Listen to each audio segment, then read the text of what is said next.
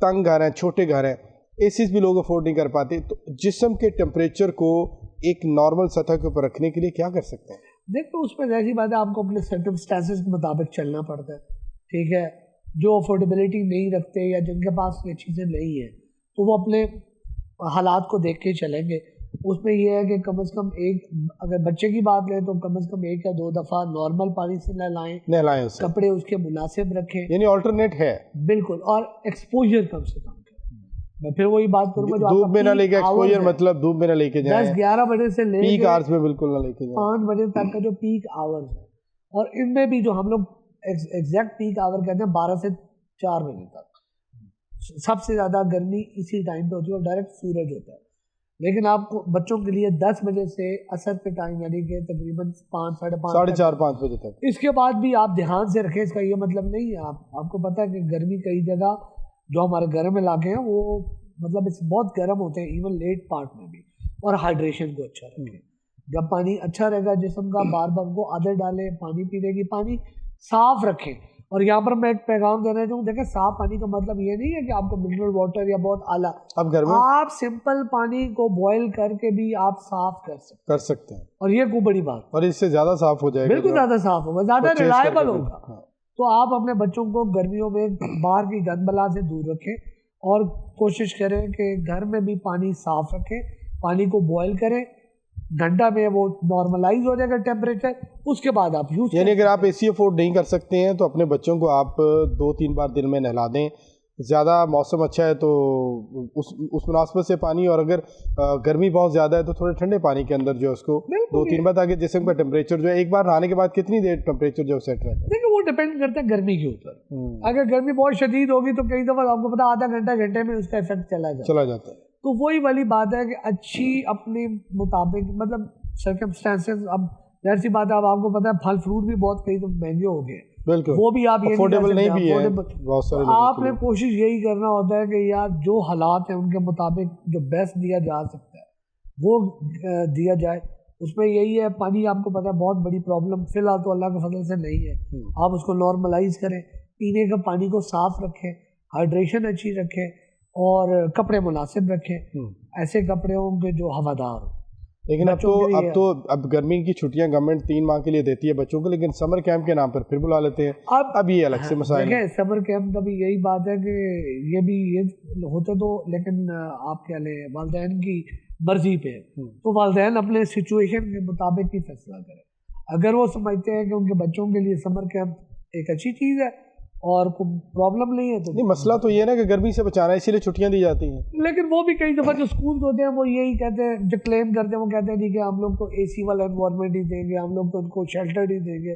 لیکن اگر تو وہی پھر بات ساری والدین پہ آ جاتی ہے کہ وہ چیک کریں, اگر وہ اس سے مطمئن ہوتے ہیں تو بچوں کو بھیجیں.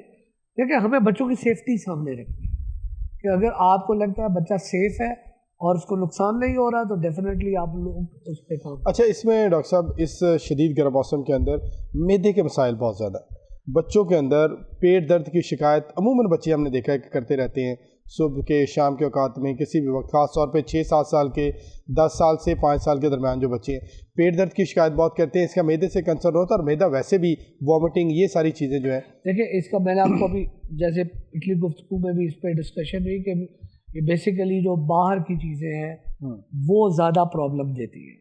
ان کی وجہ یہ ہوتی ہے کہ وہ ہائیجینک نہیں ہوتی ہے, صاف ستھری نہیں ہوتی ہے. گھر میں بھی پرابلم آ جاتی ہے آپ کی جولائی اگست کے مہینے میں, کیونکہ ہیومیڈیٹی ہوتی ہے, اچھا بنا کھانا بھی خراب ہو جاتا ہے.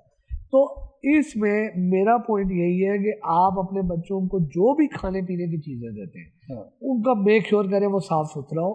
پانی بوائل یوز کر لیں, مشکل نہیں ہے, صبح دیچکا ایک ابال لیں, گھنٹے بعد وہ نارملائز ہو جائے گا. آپ بیچک بوتلیں بنا کے اگر فریج ہے تو فریج میں رکھ لیں, یا آپ نے کچھ اس میں اگر ایڈ کرنا ہے تو آپ اس کو جو بھی آپ نے اس کو ٹھنڈا کرنا ہے ویسے کر لیں. لیکن سیف دیں, صاف ستھرا دیں, اور باہر کی چیزیں کم سے کم ہونی چاہیے.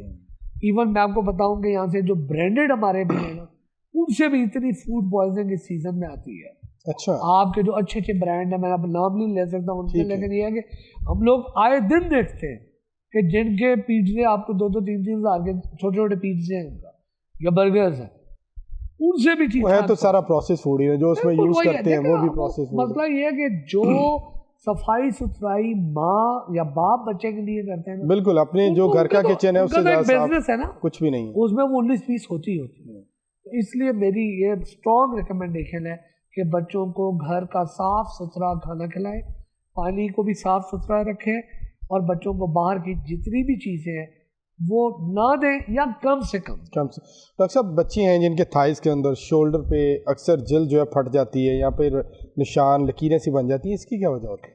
देखें इसकी मुख्तलिफ वजूहात हैं।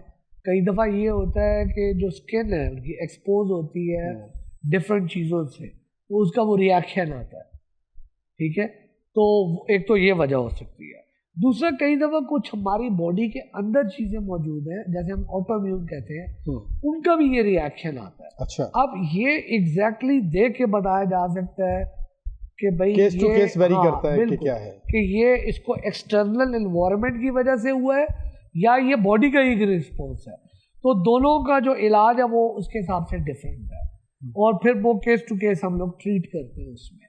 तो मतलब इसमें आपको देखना पड़ता है कि भाई ये किस वजह से। बच्चों के अंदर जो हड्डियां हैं उनका टेढ़ापन आना अब बहुत नॉर्मल होता जा रहा है। कैल्शियम की, विटामिन डी की किस चीज़ की कमी है?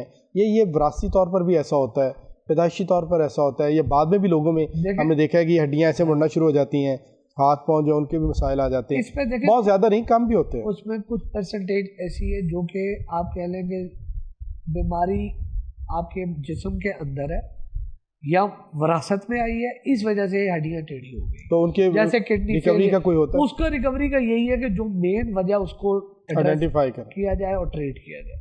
अगर किसी के किडनी का मसला है तो किडनीज को देखा जाए। अगर कोई आप कह लेंगे कैल्शियम का मेटाबॉलिज्म यानी कि जो वो कैसे बॉडी उसको डील करती है, वो अगर प्रॉब्लम है उसको एड्रेस किया जाए। लेकिन जो आपने बात की 90% जो प्रॉब्लम है वो बेसिकली एनवायरमेंटल है। उसमें विटामिन डी की कमी जो है वो इज़ वेरी कॉमन। आप मुझे नहीं पता आप अपना करें, शायद आपका भी विटामिन डी लेवल बिल्कुल ऐसे हो। तो हमारे विटामिन डी लेवल्स लो हैं। एक तो ये है कि एक्सपोजर नहीं है। अब तो विटामिन से इतने समझ नहीं आती कौन सा लो है कौन सा हाई। बिल्कुल क्योंकि सूरज एक सोर्स है, ठीक है। अब मैंने आपको बताया, अभी लोग कहेंगे जी कि पहले वो कह रहे हैं एक्सपोजर ना हो, आप कह रहे हैं, लेकिन ये है कि मसला ये है कि यहाँ का सूर्य इतना दर्दनाक है कि डायरेक्ट एक्सपोजर होता है तो उसके अपने हैजर्ड से तो एक बैलेंस तो करना पड़ेगा।